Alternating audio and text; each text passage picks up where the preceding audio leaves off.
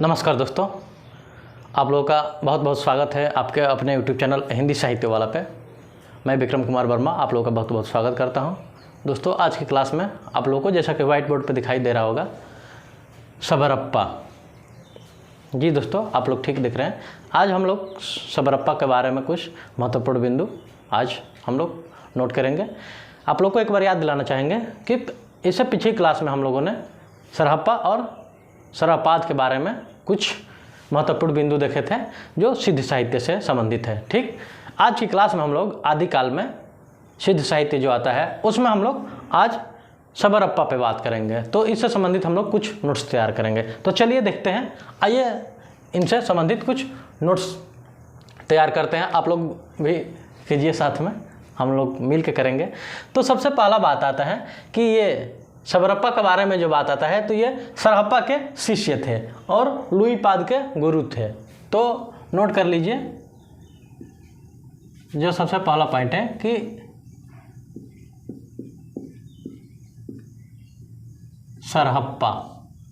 सरहप्पा के शिष्य थे। तो सबसे पहला पॉइंट ये हो गया। दूसरा पॉइंट ये है कि ये लुईपाद के गुरु थे। तो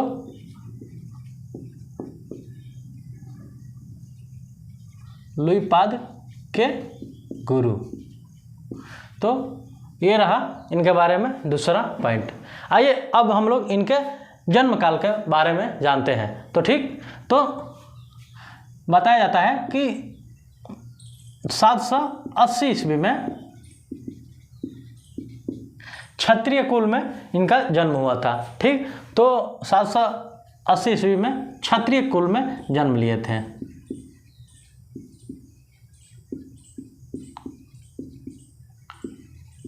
जन्म के संदर्भ में जो जानकारी है दोस्तों, तो यहाँ पे 780 ईस्वी ये महत्वपूर्ण है। बाकी क्षत्रिय कुल में नोट कर सकते हैं, पर इतना डीपली हालांकि चूंकि पूछता नहीं है कि किस कुल में जन्मे थे।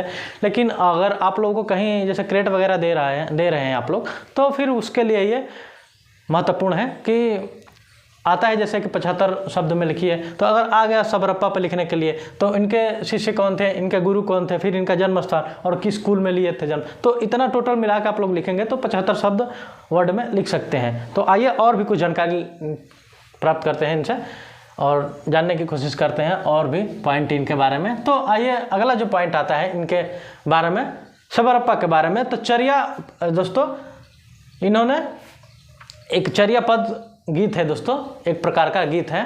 तो चर्या पद एक प्रकार का गीत है। सामान्यतः अनुष्ठानों का समय, अनुष्ठान जो होता है दोस्तों, सामान्यतः अनुष्ठान का समय गाया जाता है चर्या पद को। चर्या पद संध्या भाषा के दृष्टकूट में लिखी गई है, जिनके दोहरे अर्थ होते हैं, जिसके दो अर्थ होते हैं। जैसे दोस्तों आप लोग सुने होंगे कि कोई ऐसा आदमी मतलब शब्द बोलते हैं जिसके दो अर्थ निकलते हैं। एक ही शब्द रहेगा लेकिन उसके दो अर्थ होता है। तो चर्या पद का भी दोस्तों ऐसा है। तो आइए हम लोग चर्या पद के बारे में बात करते हैं। इनकी जो रचना है चर्या पद, ठीक, तो इनकी पहले लिख लीजिए इनकी पुस्तक जो रचना है, तो रचना चर्या पद, चर्या पद इनकी रचना है। ठीक, आइए चर्या पद के बारे में अब हम लोग जानते हैं। तो सबसे पहला जो पॉइंट है चर्या पद के बारे में नोट कर लीजिए कि ये एक प्रकार का गीत है। तो एक प्रकार का गीत, एक प्रकार का गीत, और कब गाया जाता है, तो अनुष्ठान के समय इसको गाया जाता है। तो दूसरा नोट कर लीजिए, अनुष्ठान के समय गाया जाता है इसे।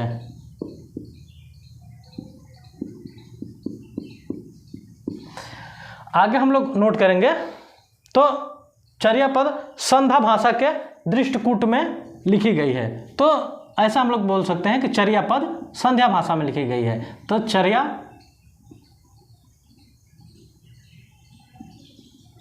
पद संध्या भाषा में लिखी गई है।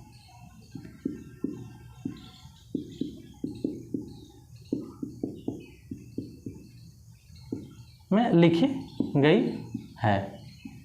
तो अभी हम लोग ये जो जानकारी लिख रहे हैं नीचे, ये चर्या पद के बारे में है, जो सबरप्पा की रचना है। ठीक, तो चर्या पद के बारे में भी अगर 2-4 पॉइंट आ रहा है तो आप लोग यहाँ से लिख सकते हैं कि एक प्रकार का गीत है जो अनुष्ठान के समय गाया जाता है। चर्या पद संध्या भाषा में लिखी गई है। संध्या भाषा या संध्या भाषा, दोस्तों हम जो बात किए थे सिद्धों की सामान्य जानकारी, जब हम लोग पिछली क्लास में 2-3 क्लास पहले हम लोग जब उस पर बात करते हैं सामान्य जानकारी के बारे में, तो उसमें बताए थे कि सिद्धों की भाषा कौन सी थी, तो संध्या भाषा थी। तो संध्या या संध्या भाषा, इसको दोनों नामों से जाना जाता है, कहीं संध्या कहीं संध्या, तो कोई उसमें ज़्यादा मतलब परेशानी की बात नहीं है। संध्या संध्या है तो आप लोग उसको देख लीजिएगा।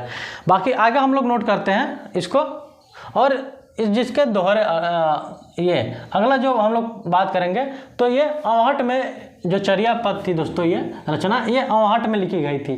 तो इसकी रचना दोस्तों अवहट में हुई। तो आप लोग लिख लिए, इसकी जो भाषा थी या जो रचना भाषा थी चर्या पद की, वो अवहट थी। तो आप लोग लिख लीजिए अवहट। चर्या पद की भाषा क्या थी, तो अवहट भाषा थी। तो ये रहा सरहप्पा से कुछ पॉइंट। आइए आप लोग को एक बार क्लियर कर दें। सबसे पहले कि इनके ये किसके शिष्य थे, तो सरहप्पा के शिष्य थे। दूसरा जो पॉइंट है कि लुइपाद के गुरु थे, सबरप्पा लुइपाद के गुरु थे। इनका जन्म कब हुआ था, तो 780 ईस्वी में इनका जन्म क्षत्रिय कुल में हुआ था। इनकी जो रचना थी जो बहुत महत्वपूर्ण है, चर्या पद के बारे में भी कई बार पूछा जा चुका है, तो आप लोग कहीं ना कहीं पूछ देता है। जैसे सुमेलित करने वाले में ही एक तरफ लेखक का नाम दे देता है, रचनाकार का एक तरफ रचना का नाम, और पूछ देता है कि ये किसकी रचना है। तो जैसे इसमें पूछ सकता है दोस्तों, तो सबरप्पा की रचना है। आइए इसके बारे में, जो चर्या पद के बारे में 2-4 पॉइंट है कि ये एक प्रकार का गीत है, अनुष्ठान के समय गाया जाता है। चर्या पद संध्या भाषा में लिखी गई है, और इसका चर्या पद की जो रचना अवहट में हुई है। ठीक, तो ये रहा दोस्तों कुछ महत्वपूर्ण बिंदु। ठीक, तो अब हम लोग इसको आप लोग नोट कर लीजिए। इसके बाद एक है अगला जो लुइपा, तो उनके बारे में बात करेंगे। उनके बारे में 2-3 पॉइंट है, तो अगर नोट कर लिए हैं तो आगे बढ़ते हैं और लुइपा के बारे में बात करते हैं हम।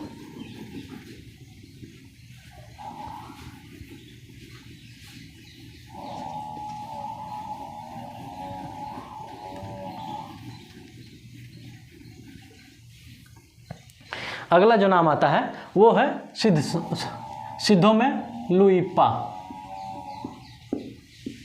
लुइपा। ठीक, तो चलिए अब लुइपा के बारे में हम लोग जानेंगे कुछ पॉइंट। तो सबसे जो पहला पॉइंट आता है इनके जन्म का, तो आइए हम लोग जन्म के बारे में इनका कुछ जानकारी जानते हैं। जैसे इनका जन्म 773 ईस्वी में एक कायस्थ परिवार में माना जाता है। तो जन्म के संबंध में आप लोग नोट कर लीजिए कि 773 ईस्वी में 773 ईस्वी में एक कायस्थ परिवार में,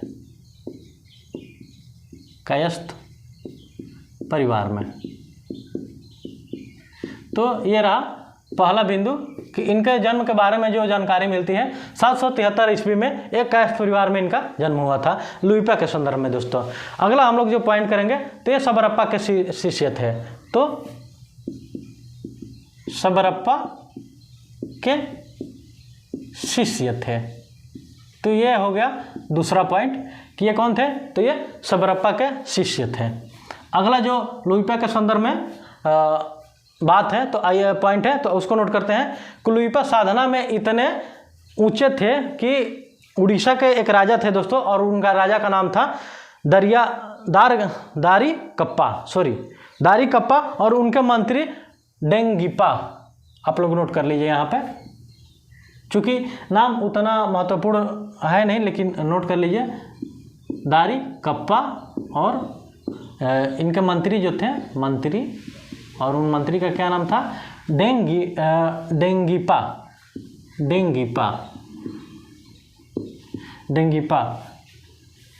तो दोस्तों ये साधना में इतने ऊंचे थे, लुइपा की बात कर रहे हैं कि ये साधना में इतने ऊंचे थे कि इनके ये लोग जो राजा थे उड़ीसा के, ये उड़ीसा के राजा थे दोस्तों, आप लोग नोट कर लीजिए।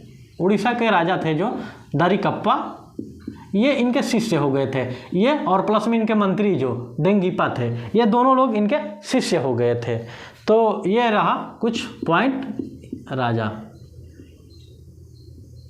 उड़ीसा के जो राजा थे दारीकप्पा, दारिकप्पा, दारिकप्पा और दारिकप्पा तो दारिकप्पा है दोस्तों, तो नोट कर लीजिए।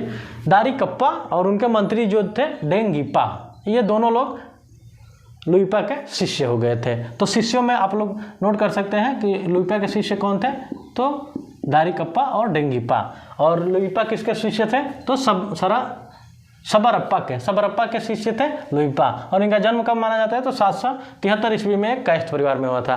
तो हमारा जो मतलब हमारी दृष्टि से दोस्तों इनके पॉइंट जो भी है उसमें सबसे ज़्यादा महत्वपूर्ण ये पहला पॉइंट है कि इनका जन्म कब हुआ था।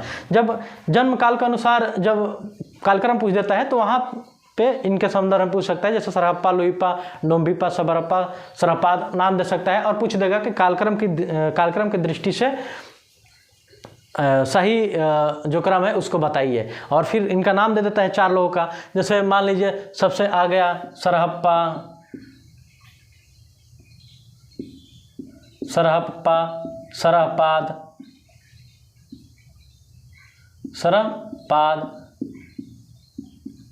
सबरप्पा और फिर ये मान लीजिए लुइपा, ये नाम आ गया लुइपा। और फिर ऐसे ही इन्हीं का क्रम आगे पीछे करके 4 वहाँ पे पॉइंट वो बना देता है, क्या बोलते हैं, ऑप्शन। और फिर क्वेश्चन दे देगा कि कालक्रम की दृष्टि से कौन सा क्रम सही है बताइए। और फिर जब हम लोगों को इनके बारे में जानकारी प्राप्त रहेगी, मान लीजिए जैसे 780 ईस्वी में इनका जन्म हुआ है, ठीक, 773 इनको माना जाता है। और फिर आगे बात करते हैं तो सरहप्पा के बारे में जैसे राहुल सांकृत्यायन ने बताया था कि 769 ईस्वी। और फिर सरपाद के बारे में भी 700 कुछ था दोस्तों, शायद 780 ऐसे करीब में, तो एग्जैक्ट इनका याद नहीं आ रहा है। तो ऐसे ही अब हम लोग का इनका जन्म समय मालूम रहेगा तो फिर हम लोग ना इनको क्या बोलते हैं क्रम में सजाएंगे। तो ये रहा दोस्तों, इस तरह के क्वेश्चन पूछ सकते हैं। बस एक क्वेश्चन का ढांचा हम बता रहे थे कि किस तरह का क्वेश्चन पूछ सकता है यूजीसी नेट जेआरएफ, चाहे किसी भी टीजीटी पीजीटी या अन्य परीक्षाओं में, ठीक। तो ये रहा दोस्तों लुइपा से संबंधित कुछ महत्वपूर्ण बिंदु और किस तरह का क्वेश्चन पूछता है उसमें परीक्षाओं में, इससे संबंधित कैसा क्वेश्चन बना सकता है। तो ये रहा कुछ पॉइंट। तो दोस्तों आज की क्लास हम लोग अब यहीं पर समाप्त करते हैं। और ऐसे ही कुछ फैक्ट्स जानने के लिए महत्वपूर्ण, और आप लोग इस चैनल को लाइक, सब्सक्राइब और शेयर कीजिए और अपने दोस्तों को भी इनवाइट कीजिए दोस्तों। तो आज की क्लास यहीं पर समाप्त करते हैं, मिलते हैं आप लोग से अगली क्लास में। आप लोग को वीडियो अच्छी लगी तो वीडियो को लाइक और सब्सक्राइब जरूर कीजिए। तब तक के लिए धन्यवाद दोस्तों, थैंक यू।